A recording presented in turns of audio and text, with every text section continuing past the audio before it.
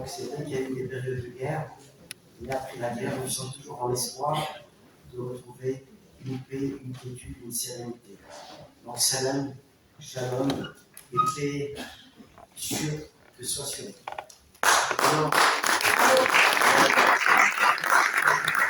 je vais pas évoquer, il a été évoqué tout à l'heure le gouvernement de Vichy, puis après on a parlé de Sa Majesté Mohamed V. Moi, en tant que juif marocain, patriote nationaliste, je pense que si nous avons une vie aussi riche, aussi agréable, une belle cohabitation entre juifs et musulmans au Maroc, on la doit à la politique de Mohamed V.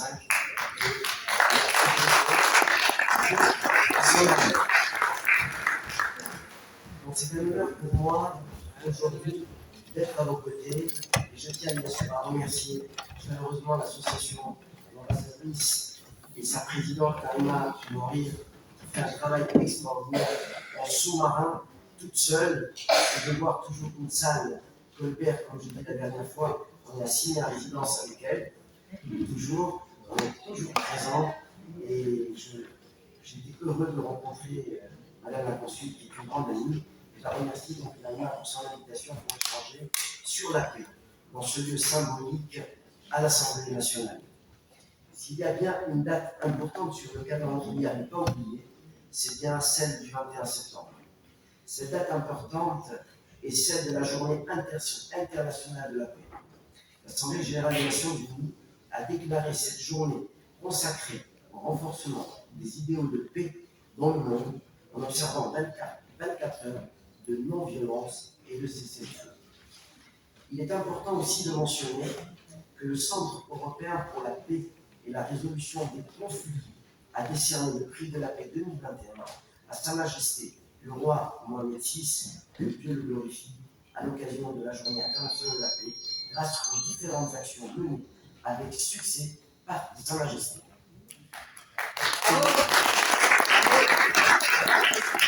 Les actions du Maroc dans le domaine de la lutte contre toutes les formes de discrimination, de xénophobie, de haine et de rejet de l'autre, y compris l'islamophobie, l'antisémitisme et la christianophobie. Elle contribue largement à l'adoption et à la mise en œuvre des plans d'action, documents et résolutions qui constituent la pierre angulaire des efforts et initiatives onusiens visant la promotion de la culture de la paix et la lutte contre tous les maux de discrimination et d'exclusion. Donc, la seule lutte contre l'impunité peut briser la spirale des violences. Nous avons tous le pouvoir, chers amis, de changer le cours de l'histoire lorsque les causes sont justes, en nous appuyant sur le bouclier du dialogue, de l'échange et de la concertation. C'est pourquoi la paix doit toujours prévaloir, en dépit des défis auxquels elle doit faire face. Les livres sacrés restent la Bible, les Bibles de la paix. D'ailleurs, peu importe la religion, que ce soit l'islam, le judaïsme, le christianisme ou toute autre religion, chaque livre sacré mentionne un ou plusieurs passages ciblés sur la paix. Lorsque les chrétiens prient Saint François pour la paix, de nombreux passages bibliques invitent à la paix. Que le Seigneur de la paix vous donne lui-même la paix en tout temps, de toute manière, que le Seigneur soit avec vous tous. La Torah entière a également été donnée uniquement pour réaliser les voies de la paix. Comme il est écrit, les chemins de la Torah sont les chemins de douceur et chacun de ses sentiers n'est que paix. C'est le verset 17 des Proverbes, chapitre 3. Qu'il te donne la paix de la Torah. Grande est la paix qui est donnée comme récompense à celui qui étudie et pratique la Torah et ses bonnes actions, surtout envers l'autre. Grande est la paix qui est donnée à ceux qui aiment la Torah et à ceux qui pratiquent la générosité et l'équité. Toujours dans le judaïsme, grande est la paix, car toutes les bénédictions sont incluses dans le shalom. Et le prophète Élie ne viendra ni pour éloigner, ni pour rapprocher les hommes, mais uniquement pour rétablir la paix entre les hommes. Quelles que soient les circonstances qui se présentent à nous, la paix a toujours priorité. Et ceci en même temps de guerre, Et regardez combien grande est la paix. Enseigne encore un des textes du Talmud, car même aux ennemis, Dieu demande d'abord de faire des ouvertures de paix, comme il est dit, lorsque tu t'approcheras d'une ville pour la combattre, fais-lui d'abord des offres de paix.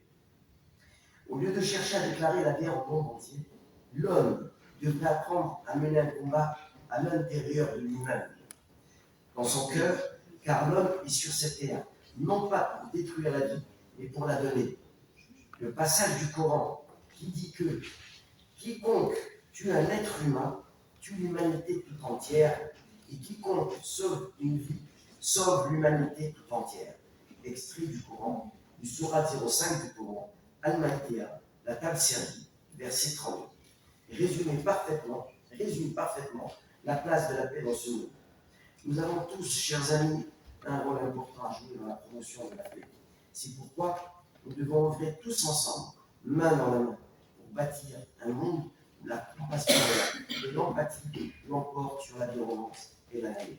D'ailleurs, il est important de souligner que les 11 et 12 novembre prochains se tiendra à Paris le forum de la paix, le forum de Paris sur la paix, dans la continuité de toujours promouvoir la paix.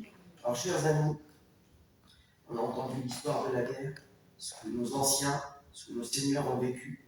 Alors aujourd'hui, on doit être nous-mêmes, chacun de nous, les ambassadeurs de la paix, du shalom et du salam.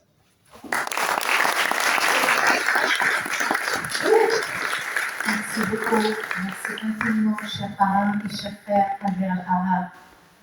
Un homme de paix, un homme de conviction. Quelle générosité. Que la paix soit avec vous toutes et tous.